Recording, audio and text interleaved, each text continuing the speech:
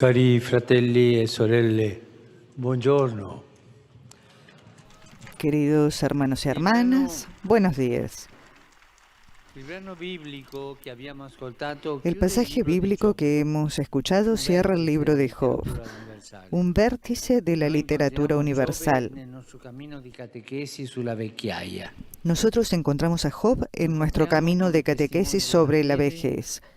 Lo encontramos como testigo de la fe que no acepta una caricatura de Dios, sino que grita su protesta frente al mal para que Dios responda y revele su rostro. Y Dios al final responde, como siempre, de forma sorprendente. Muestra a Job su gloria, pero sin aplastarlo. Es más, con soberana ternura, como hace Dios siempre, con ternura. Es necesario leer bien las páginas de este libro, sin prejuicios, sin clichés, para acoger la fuerza del grito de Job. Nos hará bien ponernos en su escuela para vencer la tentación del moralismo delante de la exasperación y al abatimiento por el dolor de haberlo perdido todo. En este pasaje conclusivo del libro, nosotros recordamos la historia, ¿verdad? Job, que pierde todo en la vida, pierde las riquezas, pierde la familia, pierde el hijo y también pierde la salud. Y se queda allí herido en diálogo con 3 amigos que van a saludarlos. Esta es la historia.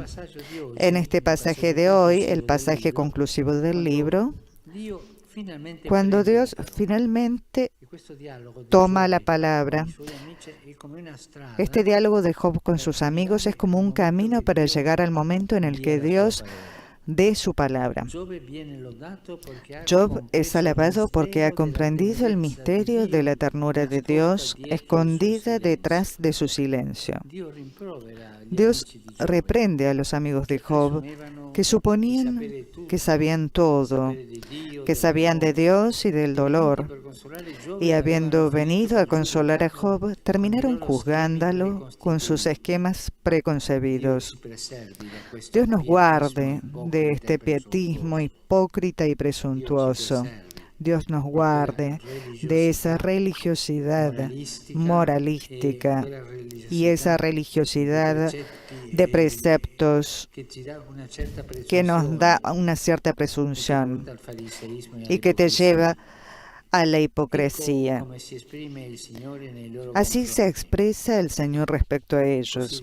Así dice el Señor. Mi ira se ha encendido contra ustedes, porque no han hablado con verdad de mí, como mi siervo Job. Esto es lo que dice el Señor a los amigos de Job. Mi siervo Job intercederá por ustedes y en atención a él no los castigaré por no haber hablado con verdad de mí, como mi siervo Job. La declaración de Dios nos sorprende, porque hemos leído las páginas encendidas de la protesta de Job, que nos han dejado consternados. Sin embargo, dice el Señor, Job ha hablado bien, también cuando estaba enojado, incluso enojado contra Dios. Habló bien, porque se ha negado a aceptar que Dios es un perseguidor. Dios es otra cosa.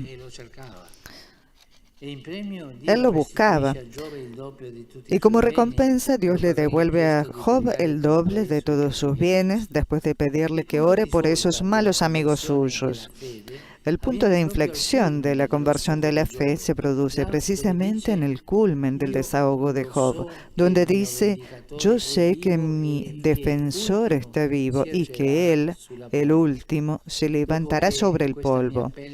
Tras mi despertar, me alzará junto a él y con mi propia carne veré a Dios. Yo mismo le veré. Mis ojos le mirarán, no ningún otro. Este pasaje es bellísimo, es como a mí me viene a la mente el final de el oratorio genial de Händel el Mesías después de la fiesta del Aleluya, lentamente el soprano canta este pasaje.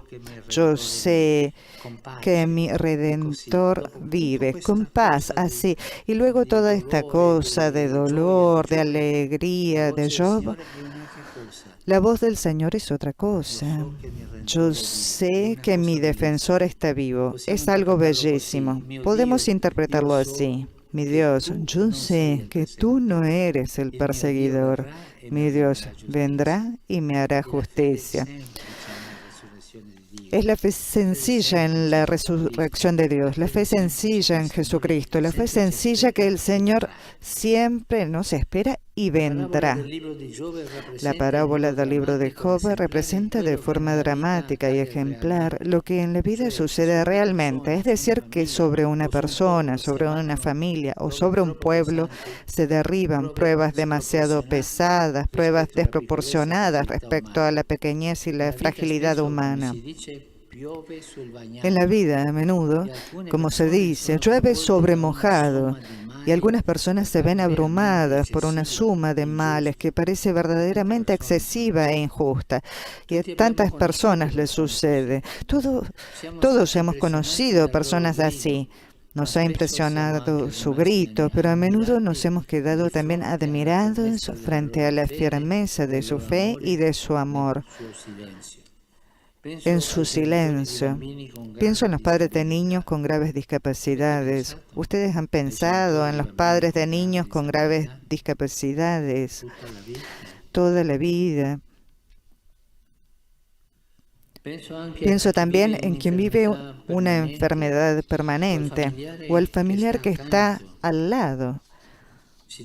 Situaciones a menudo agravadas por la escasez de recursos económicos. En ciertas coyunturas de la historia, este cúmulo de pesos parecen darse como una cita colectiva. Es lo que sucedió en estos años con la pandemia del COVID-19 y lo que está sucediendo ahora con la guerra en Ucrania. Podemos justificar estos excesos como una superior racionalidad de la naturaleza y de la historia. ¿Podemos bendecirlos religiosamente como respuesta justificada a las culpas de las víctimas que se lo han merecido? No, no podemos. Existe una especie de derecho de la víctima a la protesta en relación con el misterio del mal, derecho que Dios concede a cualquiera, es más, que Él mismo, después de todo, inspira. A veces yo encuentro personas que se me acercan y me dicen, Padre, yo he protestado contra Dios porque tengo este problema, este otro. Sabes, querido, que la protesta es una manera de rezar. Cuando se hace así, cuando los niños, los chicos protestan contra los padres, es un modo de llamar la atención hacia ellos, para pedir que cuiden de ellos. Si tú tienes en el corazón alguna herida, algún dolor y te vienen ganas de protestar, protesta ante Dios. Dios te escucha, Dios es Padre, Dios no se asusta de nuestra oración de protesta. No, Él le entiende. Pero sé libre, sean libres en su oración. No aprisionen su oración en los esquemas preconcebidos. No, la oración debe ser así, espontánea, como la de un hijo con su padre, que le dice todo lo que le viene a la boca porque sabe que el padre lo entiende. El silencio de Dios en el primer momento del drama significa esto. Dios no va a rehuir la confrontación, pero al principio deja a Job el desahogo de su protesta y Dios escucha. Quizás a veces deberíamos aprender de Dios este respeto y esta ternura. Y a Dios no le gusta esa enciclopedia, llamémosla así, de explicaciones que hacen los amigos de Job. Eso es jugo de la lengua que no es justo. Es esa religiosidad que explica todo, pero el corazón permanece frío. A Dios no le gusta esto. A Dios le gusta más la protesta de Job o el silencio de Job. La profesión de fe de Job, que emerge precisamente en su incesante llamamiento a Dios, a una justicia suprema, se completa al final con la experiencia casi mística, diría yo, que le hace decir: yo te conocía solo de oídas, mas ahora te han visto mis ojos.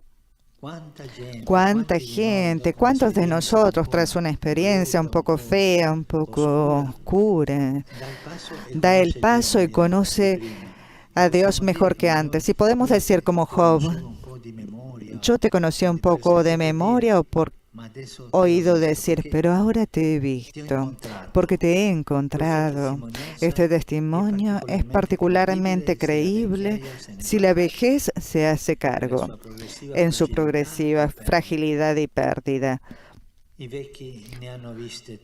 Los ancianos han visto muchas en su vida y han visto también la inconsistencia de las promesas de los hombres, hombres de ley, hombres de ciencia, hombres de religión incluso, que confunden al perseguidor con la víctima, imputando a ésta la responsabilidad plena del propio dolor. Se equivocan.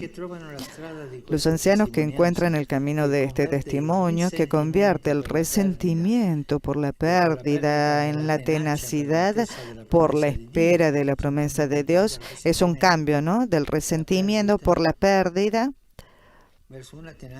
hacia una tenacidad para seguir la promesa de Dios. Estos viejos son un presidio insustituible para la comunidad en el afrontar el exceso del mal. La mirada de los creyentes que se dirige al crucificado aprende precisamente esto, que podemos aprenderlo también nosotros de tantos abuelos y abuelas, de tantos ancianos que, como María, unen su oración, a veces desgarradora, a la del Hijo de Dios, que en la cruz se abandona al Padre. Miremos a los ancianos, miremos a los viejos, las viejas, las viejecitas. Miremoslos con amor, miremos su experiencia, que han sufrido tanto en la vida, que han aprendido tanto en la vida, que han pasado tantas cosas, y cómo al final tienen esta paz, una paz, yo diría, casi mística, es decir, la paz del encuentro con Dios. Y así ellos pueden decir: yo te conocía por oído decir, pero ahora mis ojos te han visto. Que estos ancianos a su familia se asemejan a esa paz de Dios sobre la cruz, que en la cruz se abandona al Padre. Gracias. Queridos hermanos y hermanas, la catequesis de hoy sobre la ancianidad nos presenta la figura de Job, que gritaba de dolor y le pedía a Dios una respuesta que diera sentido a las numerosas desgracias y humillaciones que padecía en su vida. De ese clamor incesante surgió su conversión y su profesión de fe, ya que Dios le dio a conocer su verdadero rostro. Job, por tanto, obtuvo una respuesta y fue bendecido con una larga ancianidad, porque se dejó transformar por el misterio de la ternura de Dios, que muchas veces se esconde en el silencio. La historia de Job ejemplifica la vida de tantas personas, familias y pueblos marcados por el sufrimiento. Su dolor nos interpela y nos admira la firmeza de su fe y de su amor. Así también los ancianos, que ya han atravesado muchas pruebas a lo largo de su vida, cuando saben convertir el dolor por las pérdidas en espera confiada de la promesa de Dios, son un testimonio y un tesoro insustituible para que la comunidad pueda aprender a afrontar las dificultades y el exceso del mal. Saludo cordialmente a los peregrinos de lengua española. Los invito a releer el libro de Job y a dejarnos interpelar por su testimonio. Aunque Job tuvo que atravesar numerosas pruebas y sufrimientos, nunca dejó de elevar su oración al Padre. Unámonos también nosotros a esa súplica y pidamos al Señor que aumente y fortalezca nuestra fe. Que Dios los bendiga. Muchas gracias.